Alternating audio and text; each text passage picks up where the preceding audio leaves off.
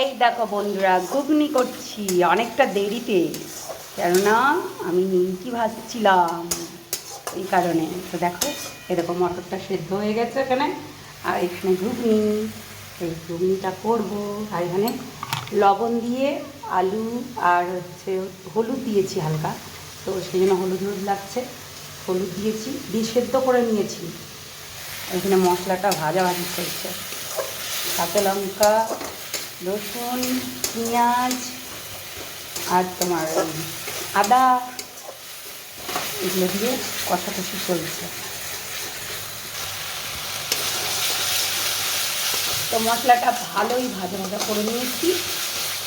আর জিরের গুঁড়োটা এখন দেবো না, জিরের গুঁড়োটা দেবো একদম মটরটা দিয়ে একটু জল টল দিব তারপর।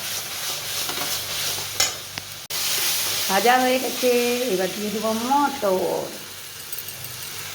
এই দেখো, ঠিক আছে, জাস্ট ওয়াও হবে। এরকম করে ঘুগনি খেতে না জাস্ট দারুণ লাগে। আর ঘুগনিতে বেশি মেহনতও করতে হয় না।